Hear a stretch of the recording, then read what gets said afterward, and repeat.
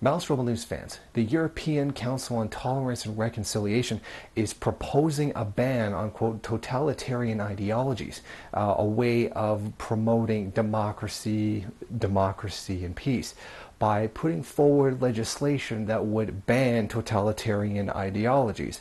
Well, the problem here is that, despite reality, communism is not a totalitarian ideology.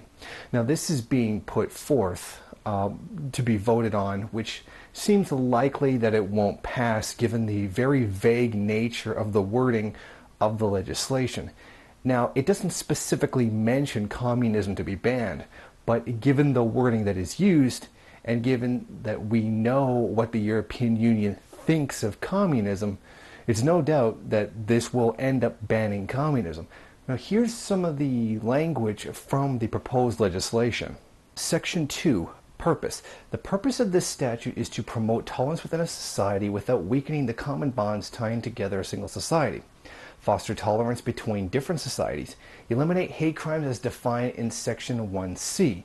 Condemn all manifestations of intolerance based on bias, bigotry, and prejudice. Take concrete action to combat intolerance, in particular views to eliminating racism, color bias, ethnic discrimination, religious intolerance, totalitarian ideologies, xenophobia, anti-Semitism, anti-feminism, and homophobia.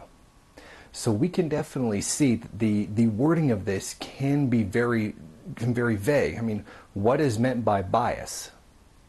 And perhaps somewhere there's a legal definition of what bias is, but from my understanding, there really isn't one, and it seems very open to interpretation of what bias is. I mean, there's some kind of higher court would have to decide where to draw the line with bias, what exactly counts as bias, and thus would facilitate the need to create a legal definition of what bias is in order to determine what would count and what would not count as doing things according to bias. So you can see there's a potential terrible legal mess that's looming around the corner with wording that's like this. And that's always the problem with law. You have to be very, very specific, and then you have to define each term in the specific legislation itself so that you fully understand what it means, and which is why we have things like higher courts like the Supreme Court in the United States to determine what it is that the Constitution actually says. But there is something very specific here in terms of totalitarian ideology. This is something that is very specifically targeted toward anything that could challenge the ruling class within the European Union. And they are going through a crisis right now, a very severe economic and political crisis given the difficulties that are what's going on. Now, there has been a surge of totalitarianism. For example, the Golden Dawn in Greece have massively exploded and have become a very powerful force within Greece. And also fascist movements across all of Europe have reared their ugly heads once again, including the Nazbols in Germany, Russia. Now, in addition to this, it also has some very strange wording which may suggest that it would be a crime to speak well of Stalin. It talks about ignoring crimes that happened or speaking well of crimes that have happened, and then it's defined by whatever the government says is a crime, whether or not something really happened. In other words, a real debate over that can't really exist. Now, this is what I mean according to that legislation. Section 7, Penal Sanctions. The following acts will be regarded as criminal offenses punishable as aggravated crimes.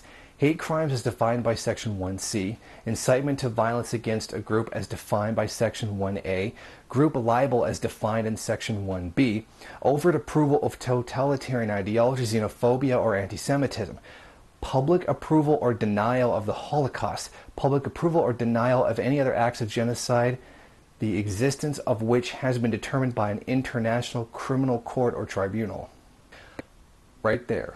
Overt approval of a totalitarian ideology, which means if you were to go out and say vote communism, vote for one of the communist parties in Europe, or say have a red flag, or essentially be a communist and talk about communism, now they're basically threatening to lock you in jail for that.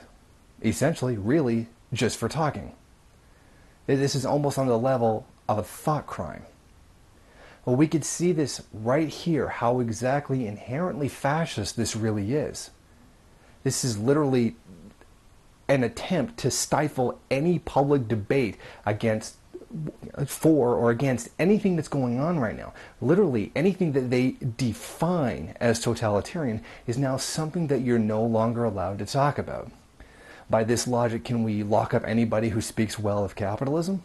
Say the dictatorship of capital, in which capital has absolute control over everything? Can we do that?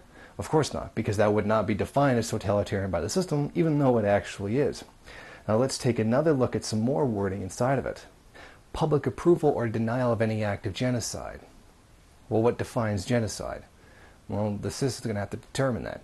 So let's say the Katyn massacre wasn't committed by the Soviets, it was actually committed by the Nazis, no matter how much evidence is swept under the rug, how much is just outright ignored, or how crooked the actual determining of that really is. The International Criminal Court, the Hague, whatnot. So let's say we put forth the evidence that the Katyn massacre was actually committed by the Nazis, which it was. Am I now denying that a crime committed? Have I now just committed a criminal offense by doing that? Essentially, this could be interpreted in a way that would prevent somebody from questioning an event or even investigating it for that matter. The wording here is very vague, which means it can be taken a lot of ways. And given that we know that the European Union is headed along a totalitarian path, given the crisis that's going on right now, it seems likely that they would do that. We don't know for sure, but we do know the wording of the law leaves that open for that to be done, and we do know they have an incentive to do it. Not only that, we have reason to believe that they would do it. And this is really scary when you think about it.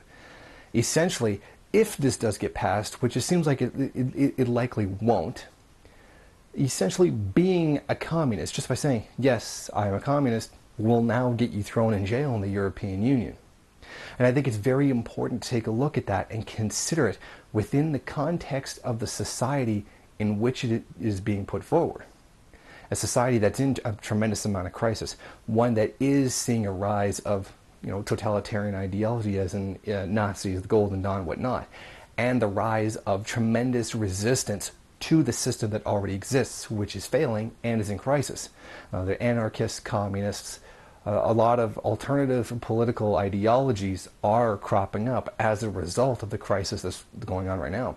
It would seem very likely that they're looking forward to stopping anything that would challenge the system, and I believe that's exactly what this is really about. This isn't really about stopping anti-Semitism, as it's already right there and functioning quite freely out in the open. One more problem that I see with this is the way it could be abused. Like somebody could just say, oh yeah, that guy, he just said something in support of Nazis, when he didn't. And now the police will come in, arrest you, charge you, convict you, and throw you in jail for that. I mean, where do you draw the line? I heard him say something in support of Nazism, therefore it's true, and the person goes on trial. For essentially what? With no tangible evidence? All you have to do is take somebody that would even just seem like a Nazi. You could say, oh look, he's a Nazi, he just screamed Sieg Heil at me, and now he gets arrested and thrown in jail. See, there's a very, very dangerous gray area here where this law could be tremendously abused, where people could just throw accusations at each other left and right in order to get people that they don't like in jail. I would say that I condemn this legislation because it's extremely vague. I don't think it'll do what it is that it's claimed it's supposed to do. Will it suppress the population against alternative political ideologies for the European Union? Yes. Will it fight fascism? Absolutely not. Will it fight totalitarianism? Absolutely not. This law itself is totalitarianism. If this law is passed, we could essentially just take the same people who wrote this law and throw them in jail. But somehow I think that won't legally count as totalitarianism. Thank you for watching. Go ahead, rate, comment, subscribe, share on various social media. And if you want, there's some other great content here you could check out.